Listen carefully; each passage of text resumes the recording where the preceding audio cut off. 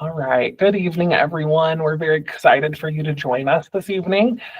We are going to be having 3 different short presentations this evening. We've got a presentation about raising strong readers and supporting writing, and how you can support writing at home.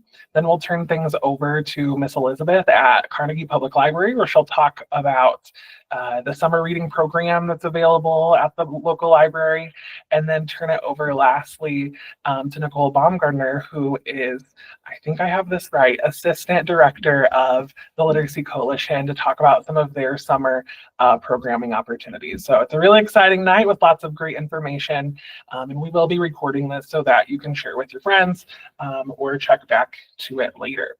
If you'd like the slides for supporting writing, here's a QR code or a link that you can use to get to the slides, but we'll be going through them this evening also. We're going to start off with our presentation. I'm Jonathan Winslow, Director of Elementary Education here at MSD of Steuben County. In the work that I do, I get to support teachers, students, and principals. It's one of the best jobs ever. I'm going to turn over to Mrs. Byerwalter to share her information before we head in. Hi, I'm Kiana Byerwalter. I'm a first grade elementary teacher at Ryan Park Elementary here in Angola. Awesome. And we are giving away 2 gift cards this evening for those of you that stick around for the whole meeting. Please put your name, the school your children attend, and the grade level of your children in the chat, and Kiona will put you into a drawing for the end of our presentation to get one of those gift cards. All right, over the course of this school year, we've had several webinars with special visitors throughout, and we've been focusing pretty heavily on the different parts of Scarborough's rope. So we started the year talking about the different sounds and students understanding those sounds and how those letters then move into words. And that was really about word recognition. And then over the course of the last few months, we've been talking more about comprehension and how students use those words that they're reading to make meaning of the text that they read, and how all of those pieces come together to create skilled reading. And now we've also talked about how decoding and oral language are really coming together to create that overall goal of reading comprehension. Tonight, we're going to talk about how the writing feeds into all of this also. So here's a picture of the writing rope. We've got a reading rope and we've got a writing rope. And these 2 pieces work together so that students can then also write about what they're reading, use the knowledge that they're learning within their reading to be able to write. And so there's a few areas here. We're not going to touch on them all tonight. I believe our webinars next year will likely focus more intently on the writing rope, but we wanted to give you a little taste this evening. So critical thinking, syntax, which is students' ability to write and speak in complete sentences and grammatically correct. I think some of our younger students, we hear them say things like, "Me wants to go to the store." That would be an opportunity for us to really talk about syntax and talk about using the correct pronoun, like "I want to go to the store," because writing really starts with conversation and the oral language that students have. We also will touch on text structure, which is the way that we organize text. Writing craft, this is how we entertain our audience and how we put words together. And then transcription is just that foundational understanding of how to form letters and how to keyboard correctly.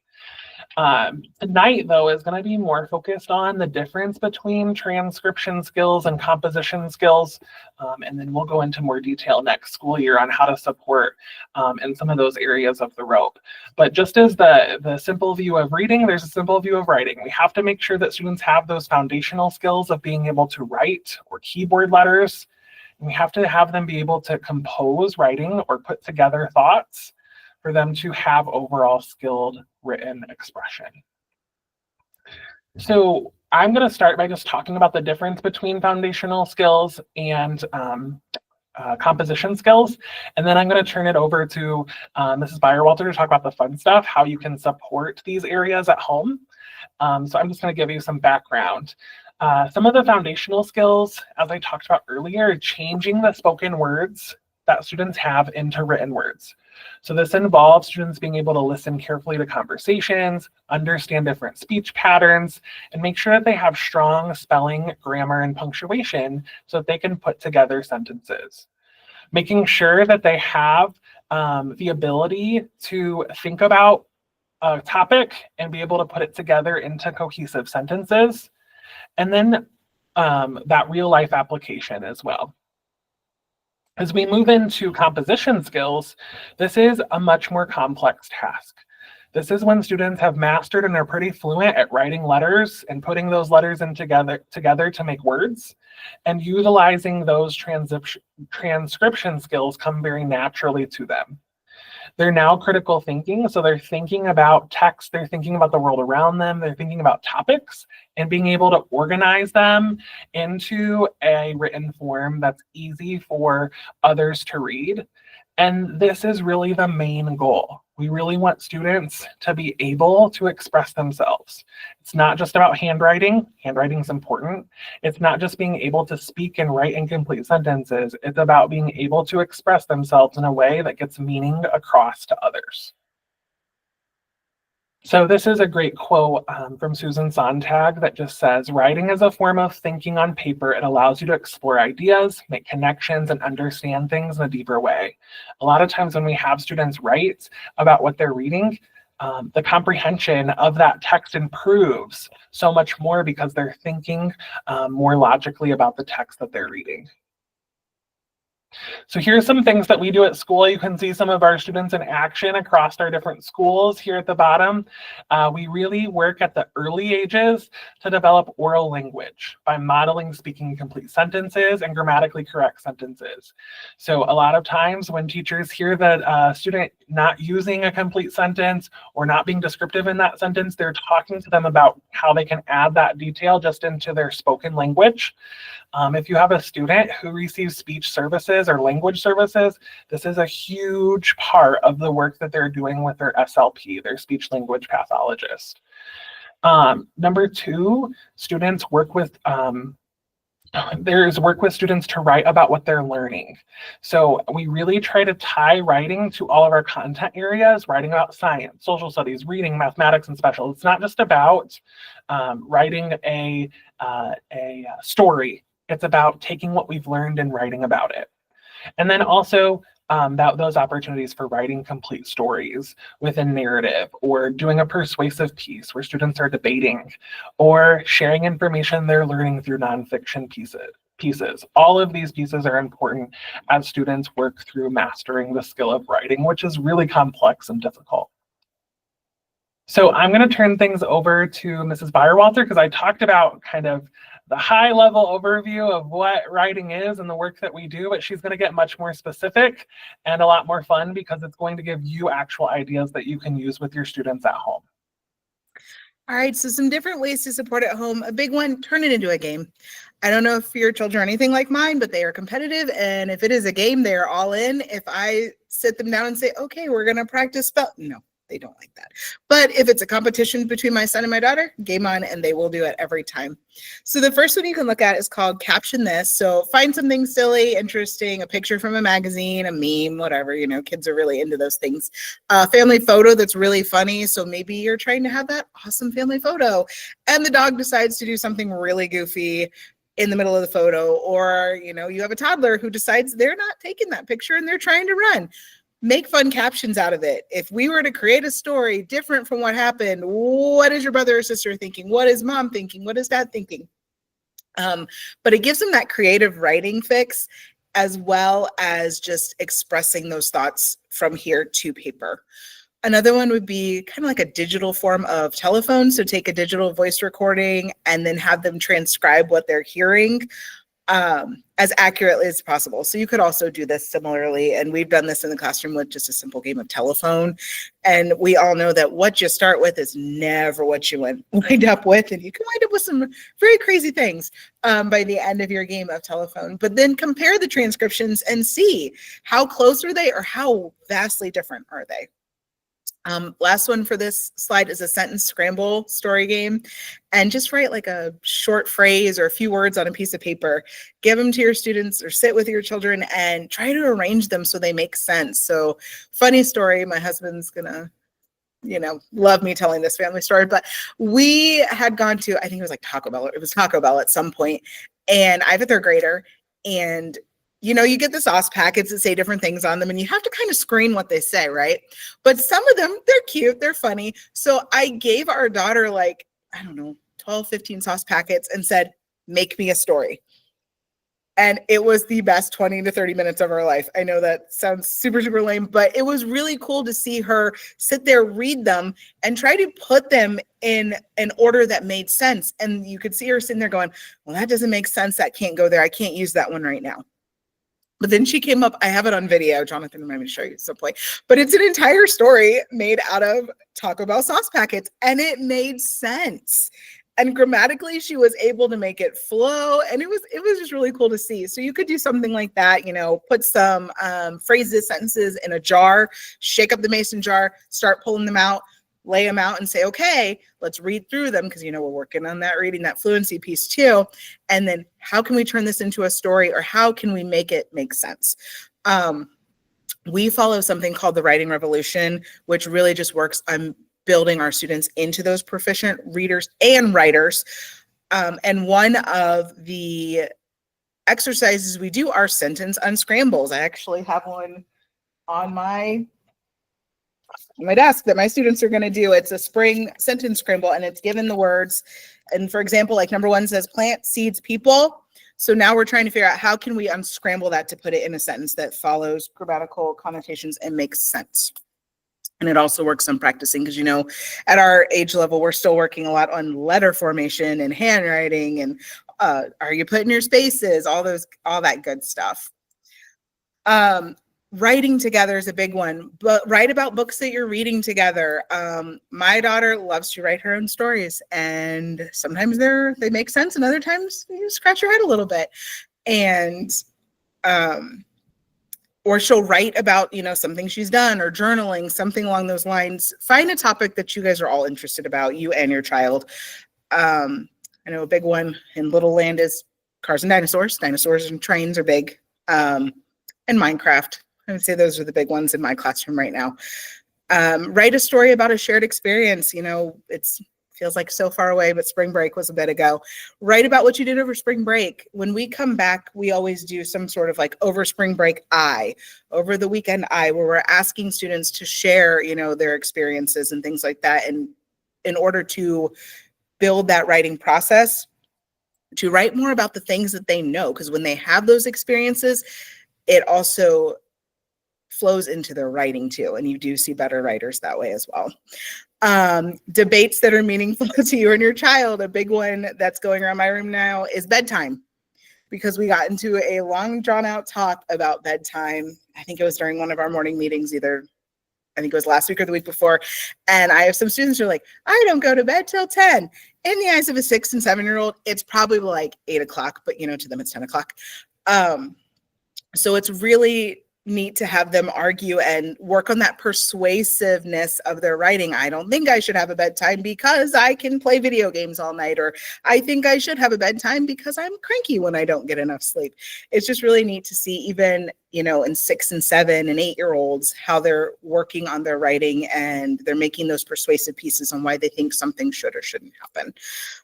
Again, journaling prompts, gratitude lists, those are always great things. They're really great, especially if you're someone who does like a New Year's resolution or something like that. Getting the kids involved is definitely key. All right, create a writing friendly space for your student. I don't know if you guys are like us, but sometimes your kitchen gets really, really crowded. It gets cluttered. The mail gets there. Nobody's been, able to clear off the counter or the table or anything else. And you're just kind of shoving everything off to the side to find somewhere to sit down and have a meal. But finding that spot where your child feels comfortable to write. So maybe it is their designated spot that they always eat at, because that when I eat there, I just feel comfort. Good food, happy tummies. Maybe that's where they want to write. Maybe for your child, they'd rather sit in their room and write. Go for it. That space that makes them feel comfortable, and it gives them that those creative juices, so to speak, is really key for your child. Different types of writing tools. So lined paper when you're really working on, this is how we make our letter formation, I think a lot in little kid land per se. Blank paper if you're just jotting down notes or scribbling something down, or maybe it's a mixture of writing and drawing. Sticky notes. I am the queen of sticky notes. Jonathan can attest to this. If it is not on a sticky note, it does not exist in my world. It just doesn't happen. Forget about it. But just giving them those different writing tools. I have one child that wants to write in crayon, and another one that wants to write in sparkly gel pen, and another student that might want to write in the sniffy pens. It just depends, but getting them excited about actually putting a pen or a pencil to paper is key for the child as well. Try turning off the TV. I know it's hard a lot of times. Sometimes we'll turn it on in our house and we forget it's on because it's complete background noise and you aren't even paying attention to it. But then I realized that my kids are sitting there trying to write something and they're staring at the TV. So just that time to turn it off. Quiet, calming music always works. We do a lot of that. Like beach noises, like crashing waves, things like that are really, really good as well. So strong writing, it really does bolster academic success for students. And from crafting essays, working on simple math, research papers, answering high stakes and low stakes test questions effectively, it just also gets students ready to achieve higher education if that is the path that they choose. It also, we call it our response to reading. It just reinforces what they're reading and what they're comprehending. It also enforces their vocab usage, their grammar, sentence structure. Like Jonathan said, sometimes, especially in little kid land, you have kids that are still trying to figure out how to put a pronoun in the right place. And wow, that verb sounded really, really wonky. This helps reinforce that, because then when they read it, they're seeing it correctly. And that visual perception piece is also going to lodge it in their brains as well, that this is the way it goes. You have to have, we call it a who and a do. You have to have your subject and what that subject is doing. It also helps develop empathy, turn taking, perspective taking, especially when you're writing stories and persuasive pieces where you're asked to be put in that character's position. What would you do if it was you? How would you? It just really helps students see things from perspectives different from their own. Just that exposure piece is huge for our students too.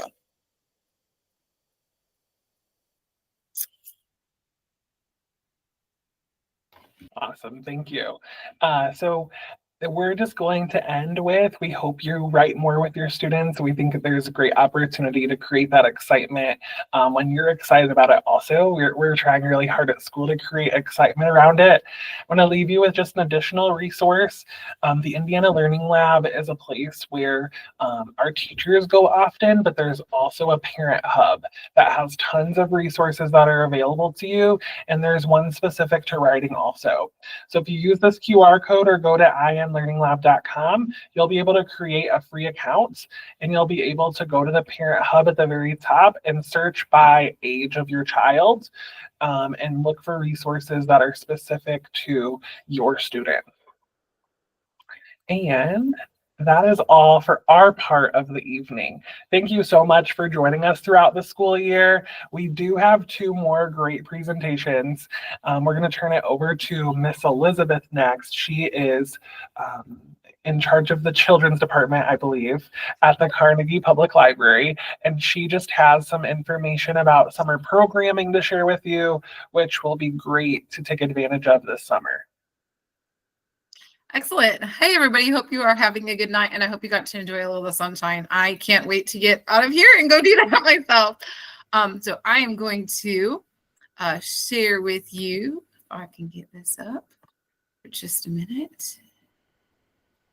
Yay. All right. So some of you may be familiar with our stuff that the library offers, and some of you may not. We will be doing summer reading this summer from June 2nd to July 12th. And I will share a little bit more about how that is going to work in just a second. just a heads up on some of the things that we offer here at the library in case you haven't stopped back and seen us in Children's. We'd love to have you. We have literacy kits that are available. There's internet access, audiobooks, sensory room, and other activities when you have rainy days, and that besides books, which of course are awesome and we love, but we really try to have an environment that kids are really excited to come and learn in lots of different ways. So for summer reading, June 2nd is that date again, and you are going to stop in at the library that first week of June, and you're going to pick up, this is just a sample of like the top line of each of these, but this is what our reading program looks like. We have reading programs for our under 5 kids, elementary kids, middle grade kids, and high school. And if you have a 5th grader, they get to choose whether they're considered elementary or middle based on whether they want to read for minutes or pages. And we have a lot of different prizes that they're going to get for reading when they are doing these logs, which is a full page when you pick it up. They'll be earning prizes, little trinkets for the little younger kiddos. The older kids get to pick out of a case that has different prizes for it for every 1,000 pages, and our high schoolers get gift cards for reading 1,200 pages. They get $10 gift cards around the from different businesses around town. And then, whoops, sorry. We also have grand prizes, so each category has an opportunity for them to win prizes. So, but we have other ways to stay involved, keep your kids learning, not just reading learning, but just learning and getting knowledge. The more you build their vocabulary, the better readers they become, the more they learn about different things and get excited about them, the more chances there are for them to want to jump on and read a book about it, right? So during the summer, on Mondays, we're going to have different programs in. We have like Roz's Puppets coming. They are super, super fun and entertaining. My daughter is a 4th grader, and they were here about a year ago, and she's like super excited that they're coming back. We have just fun things like ice cream and Kona Ice and different things like that. We also have Science Central coming down. We have Science of Cotton Candy, just lots of different things that are going on. Those are our Monday programs. On Tuesdays, this is a super, super fun program. I really love it. It's geared for our elementary age, kind of upper, like middle to upper elementary age kiddos. And we read a book, and this summer we're going to be starting Artists because our theme is Color Our World. And we're going to be studying an artist, and we're going to do some activities, and then we're going to be doing some kind of artwork with it. So I'm super excited about that. And we offer a family story time that's going to be geared for our younger, like 2nd grade on down. And then on Friday, there's all different kinds of activities. That's where you're going to have the Scoops Ice Cream. We have Relic Emporium coming to do Paint a Pot. We have the Northwest Indiana Woodworkers. If you have never done one of those projects, they are super cool. The kids actually get to build it with saws and drills and all kinds of stuff. So it's super, super different, great ways for them to continue learning over the summer in a fun environment. So those are the activities that we have going on now. Sorry, went too far. To find those activities, I will have a paper printed out. You can stop by the library and pick it up. That has all of the things going on, but you can also go to our library website. So it's cpls.org. Oh, I missed the second C. Sorry. Right here is the website. And you're going to go and you're going to click on that event calendar button right here. And when you do, it will pop up and it will look like this. And you can type in an event, or you can just click on the age group and it will bring up all of the age activities for that particular age group that are available. You can look at a specific date range. So like if you wanted to see everything for summer reading, you could put June 2nd to July 12th, and it will pull up all of those activities. Most of our activities for summer are drop-in, but a couple of them you do have to register for. Registration opens 2 weeks prior to an event. And so this is just an example. Right now it says join the wait list because that is a full event, but you would click on, you can click on the event, or you can just, if there's a button right here, you can click on this button here. So if you click on the event, it's gonna have this right here. And then you can click here to register. If you click on the event, it looks like this. On the right side of the page here, at least my, is what it looks like when you register. You register here, and you're gonna put in your name. It depends. Sometimes I will have like child's name, adult's name. You kind of just read through what I've got located there. For story time, I have food allergies. This is a story time one. So you're just going to put your information. You do not have to worry about this top part up here with the library part. You can just put that in. Even if you don't have a library card, you can still join us for those events. So that is a little bit about our summer reading and what we've got going on there. So I am super happy to answer any questions that you guys have. Stop back here at the library, see me, see Miss Isabel or Miss Ayana, and we love helping you guys out and finding things to keep your kids going for the summer and still learning in a fun way. Awesome. Thank you so much for sharing. I hope families that are on the call take advantage of the library this summer. We are going to turn things next over to Nicole Baumgardner, and she works with the Literacy Coalition, and they have some exciting summer programming also that she's excited to share with you. Yes. So I'm with the Steuben County Literacy Coalition. We're most known for our after-school program called Base Camp. It's in all of our local schools: Henry Park, Carlin Park, Angola Middle School, Prairie Heights, Fremont, and Hamilton. We are also getting ready to open up a site at Ryan Park starting next school year. So that's what we're most known for, but we also offer a lot of summer programming. If you look on our website here and go to programs, it shows our base camp and our summer camp programs. And then when you click on summer camps, it shows all the ones that we have. So we have a STEM camp. It used to be known as Space Camp, where for an entire week, we do a whole bunch of different STEM activities. We build rockets. We make hot air balloons out of tissue paper. We explore how Da Vinci used mirrors to look at reflections and to draw symmetry shapes. We look at how birds build nests out of mud, all kinds of things. They have different challenges. Each camp runs for 1 week and it targets specific grades. So like first week is our older kids, second and third week are our younger kids. We get a wait list sometimes, but because our enrollment starts so early, there's a lot of people who might drop out or be on vacation or have other things they're doing. So we are more than able to kind of fill in the gaps. This one is held outside at the Salmon Timber Frame. We have a drama camp that we do. This one is a lot of fun. They're actually doing it for 2 full weeks this week. We've got about 45 kids that are doing it. And they're putting on the Jungle Book, which is really cool. So they're going to be going through the entire thing where they talk about stage handling, talk about making the sets, all of that. So that one we're really excited for. And then our brand new one that we do is Art Camp. So Art Camp is going to be held at the Fremont Public Library. It is, again, 3 weeks long, targeting specific grades. We're doing things with clay, recycled materials. We have some glass painting, some backwards painting. We're doing stuff with resin a couple of times and with permanent markers, doing different art strategies and things there. We're partnered with the Indiana Arts Commission for this. And then our artist who is working with us is Nora Majors, the middle school art teacher. She's amazing. She's done so many awesome classes and we're really excited to see her.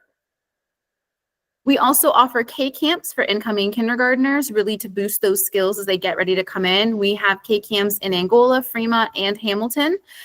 We had one in Prairie Heights, but we're not sure if that one will go forward this year just due to some staffing issues. But we have them in the other 3 locations. This is a full 3-week-long program. We go how to open up milk cartons. We serve them snacks and lunches over at Carlin Park. for our Angola location. We walk across, show them how to get in and go through lines, work on handwriting skills, all that kind of stuff. And you can sign up using the Google Forms that are listed there. So we have a lot of fun things to do. I know some people have been to our camps before. They've been doing them for years and years and years. Awesome. Thank you so much. There's so many awesome things to do in our community. So I'm so glad both of you were able to join us this evening. Thank you for taking time out of your schedule to share about the awesome things happening in the county. There's definitely a lot for us to be thinking about with our students as we go through the summer. Thank you all for joining us this evening.